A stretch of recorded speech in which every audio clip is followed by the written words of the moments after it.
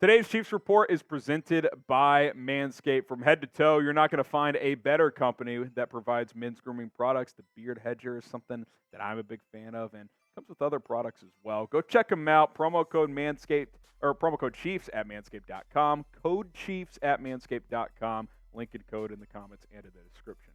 All right, my name is Harrison Graham. Let's get into a little Chiefs stock up, stock down coming out of the first preseason game. And just at this point in training camp, Chiefs, of course, in bizarre fashion, lost 26-24 to New Orleans in the first week of the preseason. Not a lot of players stood out there. Some certainly struggled. We'll discuss.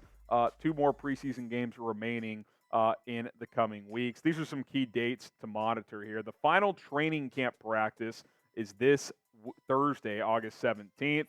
Before the second preseason game. Now, there's obviously going to be practice between the 19th and 26th, but those aren't deemed as training camp practices. You're kind of into in-season practice at that point. And then August 29th is a key date as well. Roster cut-down day, and they're doing it different this year. The last couple of years, you've gone from 90 to 85, 85 to 80, then 80 to 53.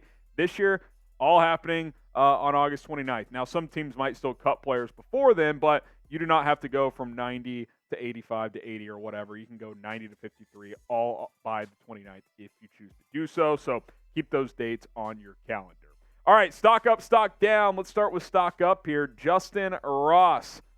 What we've heard and seen in training camp translated to the first preseason game. He had 2 catches for 29 yards and a touchdown. He looks good. He looks quick. The routes are there. 6'4", 205, 210. Seems like a good teammate, too. I listened to his on-field interview after the game. He just wants to contribute. I love that. Put him on the 53. Like, Justyn Ross has done enough to earn a roster spot, in my opinion.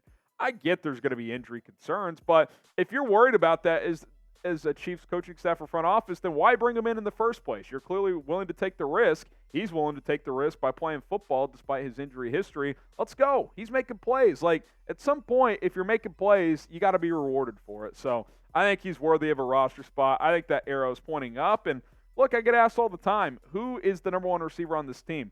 I don't think it's Justyn Ross, but he's got as much talent as any other receiver on this roster. Like, he's got that pedigree. Can he get back to that level? We'll see. I think he's certainly pointing in that direction, at least of possibly getting there. If you want Justyn Ross to make the 53-man roster, like the video. If you don't, tell me why. I can't imagine anybody would not want him to make it at this point in time. If you want him on the 53, hit that like button. All right, Clyde Edwards-Helaire, stock down. I thought the Chiefs went out of their way, to be honest, to try and show him off to the rest of the league against the New Orleans Saints, and I don't think mission was accomplished. He had one good play where he caught a pass for like 11, 12 yards. 5 touches, I think he had 4 consecutive on the first drive, 3 carries, 7 yards, 2 catches, 15 yards. Had that one 10-plus catch, but his other 4 touches went for like 10 total yards or something. Nothing really stood out, if I'm being completely honest. And the same issues that I've griped about the last couple of years still persist. The burst isn't there. Like, he doesn't have a lot of speed. So it's just, there's limitations there. Now, could he be on this team and be in a rotation? Yeah, like, I'm not saying that I would just flat out cut him. But in terms of him, like, Pacheco's out, I'm going to take advantage and maybe push for a starting role, there's just no chance that's happening. Pacheco's going to be ready for week 1, and he's the starter. McKinnon's the 2. CEH is the 3 for now. I know Deneric Prince didn't have an awesome first preseason game, but I would rather keep him around due to his special teams value. Big announcement here on the show. We've been telling you throughout our live show here on Monday and on a couple shows throughout the week here. I'm stepping away from the host here as the host of the Chiefs Report. Now, this channel is not going anywhere. Really excited for the new host who we're going to be able to announce for you guys soon. Can't do that just yet as of this moment, but don't worry, things are not changing, just a different face. We're going to have similar content, probably some new, fresh ideas as well, and honestly, more videos, I think, for you guys to expect. The new guy's going to be able to plug out even more content for you guys as he gets comfortable. So appreciate all the love and support to go from 0 to almost 44,000 subscribers in the last 3 years. I've had a blast doing this. I just have an opportunity with the company here at Chat Sports to grow my role in the managerial department area of this company. So appreciate the bosses for the opportunity. And shout out to all of you because y'all have been awesome and supporting me and helping this channel grow. Stock up, Chiefs report. Also stock up, Shane Buechele.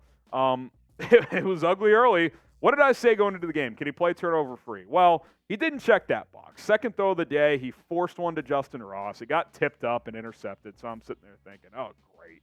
Classic Buechele. He's just got that gunslinger mentality. He can't help himself, which that is still a negative from him in this performance. But I thought overall the game was a positive. To bounce back from that, go 11 of 18, buck 55, 2 more touchdowns, QB rating of over 100. I thought that was really good. Now, full disclosure, the early interception can't happen, especially when you're trying to push for the QB2 job. Like, he's just got to eliminate that from his game. Now, doesn't mean you're never going to turn the ball over, but he can't get into a game without throwing a pick. It's like, I think now in 7 preseason games, he's got like 5 picks or something like that. Like, he's got to clean that up if he wants to be the long-term answer at QB2. Now, with the new NFL rules, I think the Chiefs will likely carry 3 quarterbacks, but I think Kansas City deep down would like to have Buechele as the backup, at least long-term.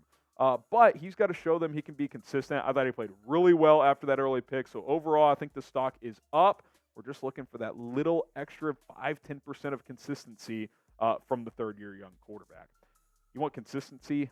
Manscaped, the best men's grooming products out there. The lawnmower, the beard hedger, it's all awesome. Let me tell you about the Beard Hedger Pro Kit, because this product, which starts with the beard hedger itself, that's the actual shaver, it has a rotary of 20 different length guards attached to it. You don't have to have the attachments on there and fill up your drawers with all that crap. So you can do a heavy shave, you can do a light shave, just a little trim.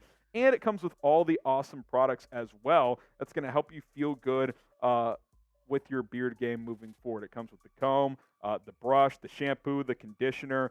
It is absolutely fantastic, and you guys can get 20% off with our exclusive code for Chiefs fans. Chiefs, CHIEFS. That is the code for 20% off. It's still hot as hell this summer. You got to keep that beard nice and groomed.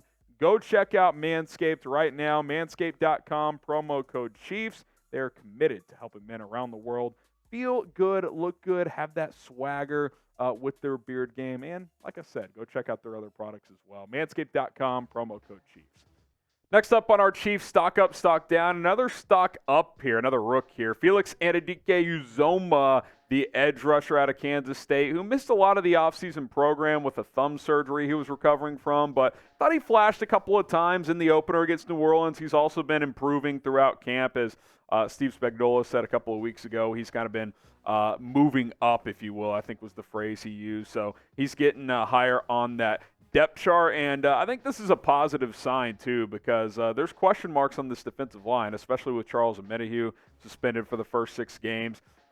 Michael Dana's been banged up at times in camp. Obviously, on the interior, Chris Jones remains out as he's holding out. So if you can get something from Anudike-Uzomah early on here in this season to at least be able to come in, rotate, and flash a little bit, I think that's a positive. Had a QB hit in that game against New Orleans. This is why you subscribe to the channel. When news drops, we have you covered. We also do other segments like this, stock up, stock down, everything else in between. So smash that subscribe button. Don't miss out here on the Chiefs Report. It's youtube.com/ChiefsTV. Let's go stock down at the receiver position. That is Justin Watson, who I know he's an Andy Reid guy. I know that the Chiefs value what he brings to the table, but he was really the only receiver that didn't stand out to me in the opener. Nico Remigio, who we'll talk about in a minute, had a really good day. He had been having a really good camp.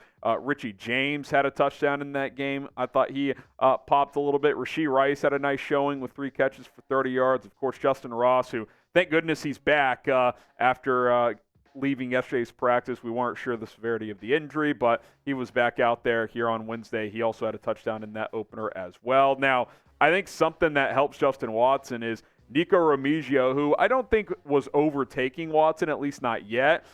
He dislocated his shoulder, so he's going to be out for a while. I wouldn't be surprised at all if the Chiefs IR stash him. Selfishly, from the Chiefs' standpoint, it might help them out, because if he got cut, I could have seen Remigio get claimed by another team, but now maybe they IR stash him, and maybe next year he fights for a roster spot. You got guys like Richie James on 1-year deals, so the opportunity for Remigio could be there next year. I think Watson's safe to make the team, but I think with some of these other receivers playing well, his kind of spot in the pecking order could dip a little bit. What do you think? Should Justin Watson make the Chiefs 53-man roster? Type Y for yes or type in for no. Let us know in the comments section.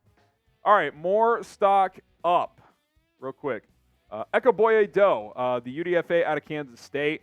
He looked good, man. He's had a good camp, made a couple of plays in the Saints game. Edwards-Helaire had an interception as well, so a couple of UDFAs there showing out. I think they're prime practice squad candidates. Danny Shelton, he was one of the few defensive linemen that I thought popped, had a sack. I think he's in line to make this team. Cornell Powell, this is year 3 for him. He spent the first 2 years in the practice squad. I don't think he makes the team because it's a crowded wide receiver room, but I thought he had as good of a game as we've ever seen him have in 3 years. 3 catches, 42 yards, all in the second half. So, again, another receiver there in the mix. Richie James, I think he's trending toward being pretty damn safe to make the 53. Had a couple of catches, a touchdown, punt return. So, he did a lot of good things in that game. Stock down. Obviously, Trent McDuffie's not going anywhere. First-round pick who played well last year. He's going to be a starter, but didn't play well against the Saints. A.T. Perry beat him. He got beat on another catch from, it might have been Chris Olave. I'm not sure. No, Michael Thomas beat him on an over route. So I get, Thomas, good player. He's been hurt in recent years, but, kind of got cooked by rookie A.T. Perry. I didn't love that. Reese Taylor, who's been banged up in camp, crowded corner room. I don't think he's in line to make this team at all. Matt Bushman, look, I think the door is open still to push for a roster spot, but he did not show it in that first game. Chris Olave, it was entertaining early, but the interception late is just brutal. Now, in a real game with a minute left and the Saints out of timeouts, the Chiefs, even with Mahomes, probably run that, take 40 seconds off and punt with under 20 seconds left. But they gave you a chance to throw a tight end screen and you throw a pick. I mean, that's pretty damn brutal. And then Keandre Coburn, just didn't see him flash. I hope to see more from him in the next 2 preseason games, but did not see much from him against New Orleans. Which player helped himself the most against the Saints? Like, which player who was like, he really needs a good performance? I would say probably either Justyn Ross or Nico Remigio. Again, I think Remigio's on the outside looking in still, but he helped himself enter that conversation. I think Justyn Ross certainly helped himself to help solidify where I think he is going to make this roster. But let me know. Drop a name down in the comments. All right, like we said off the top, like this video if you love the Kansas City Chiefs. If you want Justyn Ross to make this team, hit that like button, and we'll see you next time here at the Chiefs Report.